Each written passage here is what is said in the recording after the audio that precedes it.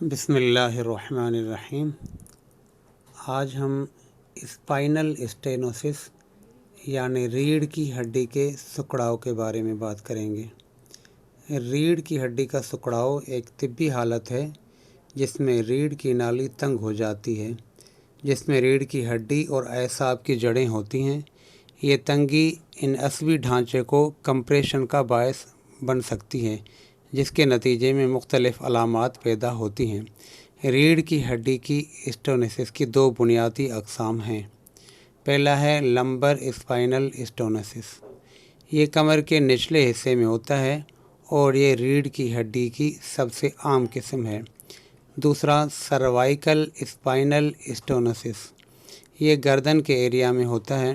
وجوہات: ریڑھ کی ہڈی کی اسٹینوسس مختلف عوامل کی وجہ سے پیدا ہو سکتی ہے، جس میں سب سے اول ہے بڑھاپا۔ ریڑھ کی ہڈی کی اسٹینوسس کی سب سے عام وجہ وقت کے ساتھ ریڑھ کی ہڈی کا قدرتی انحطاط ہے، جس کے نتیجے میں لیگامنٹس کا گاڑھا ہونا اور ہڈیوں کے اسپیس بنتے ہیں۔ دوسرا ہرنیٹڈ ڈسکس۔ ریڑھ کی ہڈی میں ڈسک کے ابھر سکتے ہیں یا ہرنیٹ ہو سکتے ہیں، جو اسٹینوسس کے باعث بن سکتے ہیں۔ گٹھیا، آسٹیو آرتھرائٹس اور ریمیٹائڈ گٹھیا جیسی حالتیں ہڈیوں کے اسپیس اور جوڑوں کی سوزش کی نشو و نما کا باعث بن سکتی ہیں، جو ریڑھ کی نالی کو تنگ کرتی ہیں۔ چوتھا پیدائشی عوامل۔ کچھ افراد میں پیدائشی طور پر ریڑھ کی ہڈی کی نالی تنگ ہو سکتی ہے، جس کی وجہ سے وہ اسٹینوسس کا زیادہ شکار ہو سکتے ہیں۔ علامات: ریڑھ کی ہڈی کی اسٹینوسس کی علامات شدت اور مقام کے لحاظ سے مختلف ہو سکتی ہیں۔ یہ اسٹینوسس کے مقام پر منحصر ہے۔ عام علامات میں سب سے اول ہے کمر یا گردن میں درد۔ متاثرہ جگہ میں سست یا دردناک درد محسوس ہوتا ہے۔ دوسرا پھیلنے والا درد۔ بازوؤں اور ٹانگوں میں درد، بے حسی یا جھنجھلاہٹ کے احساسات جو سکڑے ہوئے اعصاب تک جا سکتے ہیں۔ تیسرا کمزوری۔ پٹھوں کی کمزوری یا پٹھوں کو کنٹرول کرنے میں دشواری جو حرکت پذیری کو متاثر کر سکتی ہے۔ توازن کے مسائل۔ لمبر اسٹینوسس میں پیٹھ کے نچلے حصے میں اعصابی دباؤ کی وجہ سے چلنے یا توازن برقرار رکھنے میں دشواری ہو سکتی ہے۔ پانچواں آنتوں یا مثانے کی خرابی۔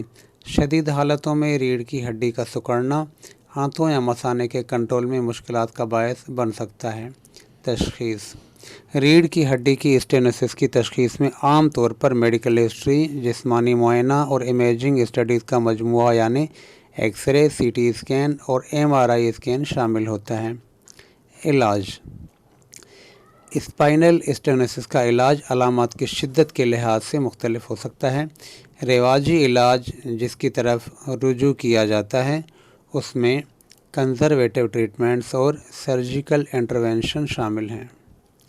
کنزرویٹو ٹریٹمنٹس: جسمانی تھراپی، طاقت اور لچک کو بہتر بنانے کے لیے مشقیں، درد سے نجات کے لیے غیر اسٹیرائل اینٹی سوزش والی دوائیں، درد اور سوزش سے عارضی ریلیف کے لیے ایپیڈورل اسٹرائڈ انجیکشن، اور علامات کو کم کرنے کے لیے اپنی سرگرمیوں کے ایڈجسٹ کرنا شامل ہیں۔ Surgical interventions: D compression surgery, tissue یا ہڈی کو ہٹانا جس کی وجہ سے کمپریشن ہوتا ہے۔ اسپائنل فیوژن: بعض اوقات ڈی کمپریشن کے بعد ریڑھ کی ہڈی کو مستحکم کرنے کے لیے دو یا دو سے زیادہ ریڑھ کی ہڈیوں کے فیوژن کی ضرورت ہوتی ہے۔ ہومیوپیتھک علاج: جہاں تک ہومیوپیتھک علاج کا تعلق ہے، یہ ضروری ہے کہ کسی مستند ہومیوپیتھک پریکٹیشنر سے مشورہ کریں جو آپ کی مخصوص کیس کا جائزہ لے اور انفرادی علاج تجویز کرے۔